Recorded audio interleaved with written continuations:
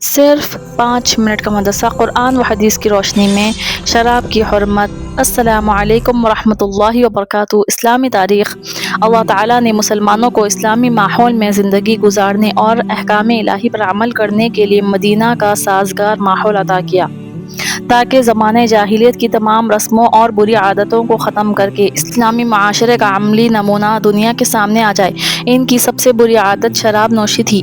اس کی محبت عربوں کی گھٹی میں پڑی ہوئی تھی، چنانچہ شراب اور جوئے کے بارے میں پہلا حکم سن 3 ہجری میں نازل ہوا کہ اس میں بھلائی کے مقابلے میں برائی اور گناہ زیادہ ہے، حتیٰ کہ عقل و ہوش تک کو ختم کر دیتی ہے۔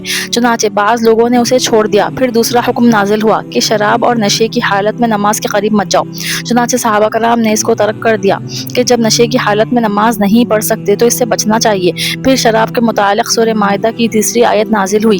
اس میں قطعی طور پر شراب کو حرام قرار دے دیا گیا۔ صحابہ کرام کے ایمانی جذبے کا حال یہ تھا کہ حکم ملتے ہی شراب کے برتن اور مٹکے توڑ ڈالے، یہاں تک کہ مدینہ کی گلیوں اور سڑکوں پر شراب بہتی نظر آ رہی تھی۔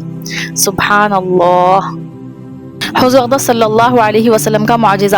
حضرت ثابت رضی اللہ عنہ کے لیے پیشن گوئی۔ آپ صلی اللہ علیہ وسلم نے حضرت ثابت بن قیس رضی اللہ عنہ سے فرمایا تھا، کیا تم اس پر راضی نہیں کہ ایک اچھی زندگی بسر کرو اور شہید کی موت مرو اور پھر جنت میں داخل ہو جاؤ؟ تو حضرت ثابت رضی اللہ عنہ نے فرمایا، یا رسول اللہ، ہاں کیوں نہیں۔ چنانچہ حضرت ثابت رضی اللہ عنہ نے اچھی زندگی بسر کی اور پھر اللہ کی راہ میں شہید ہو گئے اور اپنے مولا سے جا ملے۔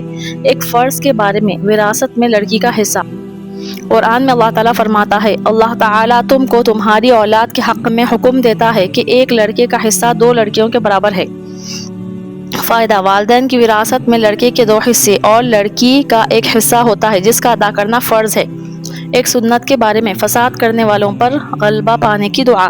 فتنہ و فساد کرنے والوں پر غلبہ پانے کے لیے اس دعا کا اہتمام کرنا چاہیے۔ رب انصرنی علی القوم المفسدین۔ ترجمہ: اے میرے پروردگار، مجھے فساد کرنے والی قوم پر غلبہ عطا فرما۔ آمین۔ ایک اہم عمل کی فضیلت: اللہ کے راستے میں پہرہ داری کرنا۔ رسول اللہ صلی اللہ علیہ وسلم نے فرمایا، اللہ کے راستے میں 1 رات جاگ کر پہرہ دینا 1000 راتوں کی عبادت اور 1000 دنوں کے روزوں سے زیادہ افضل ہے۔ سبحان اللہ۔ ایک گناہ کے بارے میں منکرین کا عذاب۔ قرآن میں اللہ تعالیٰ فرماتا ہے، جو لوگ ہماری آیتوں کا انکار کرتے رہے ہیں تو وہی بدبخت ہے جن کو بائیں ہاتھ میں نامہ اعمال دیا جائے گا، ان پر چاروں طرف سے بند کی ہوئی آگ کو مسلط کر دیا جائے گا۔ اللہم احفظنا۔ اللہ ہم سب کا نامہ اعمال سیدھے ہاتھ میں عطا فرمائے، آمین۔ دنیا کے بارے میں اپنے بیوی بچوں سے ہوشیار رہو۔ قرآن میں اللہ تعالیٰ فرماتا ہے، اے ایمان والو، تمہاری بعض بیویاں اور بعض اولاد تمہارے حق میں دشمن ہیں تو تم ان سے ہوشیار رہو۔ فائدہ: بیوی بچے بعض مرتبہ دنیاوی نفع کے لیے خلاف شریعت کاموں کا حکم دیتے ہیں۔ انہی لوگوں کو اللہ تعالیٰ نے دین کا دشمن بتایا ہے اور ان کے حکم کو پورا نہ کرنے کی ہدایت دی ہے۔ بے شک آخرت کے بارے میں جہنم کی آگ کی سختی۔ رسول اللہ صلی اللہ علیہ وسلم نے فرمایا، دوزخ کو 1000 سال تک دہکایا گیا تو وہ لال ہو گئی، پھر 1000 سال تک دہکایا گیا تو وہ سفید ہو گئی، پھر 1000 سال تک دہکایا گیا تو اب وہ بہت زیادہ کالی ہو گئی۔ اللہم احفظنا۔ اللہ ہم سب کو جہنم کی آگ سے محفوظ فرمائے، آمین۔ طب نبوی سے علاج۔ طبیعت کے موافق غذا سے علاج۔ رسول اللہ صلی اللہ علیہ وسلم نے فرمایا، جب مریض کوئی چیز کھانا چاہے تو اسے کھلاؤ۔ فائدہ: جو غذا چاہت اور طبیعت کے تقاضے سے کھائی جاتی ہے وہ بدن میں جلد اثر کرتی ہے، لہٰذا مریض کسی چیز کے کھانے کا تقاضا کرے تو اسے کھلانا چاہیے۔ ہاں، اگر غذا ایسی ہے کہ جس سے مرض بڑھنے کا قوی امکان ہے تو ضرور پرہیز کرنا چاہیے۔ بے شک نبی اکرم صلی اللہ علیہ وسلم کی نصیحت۔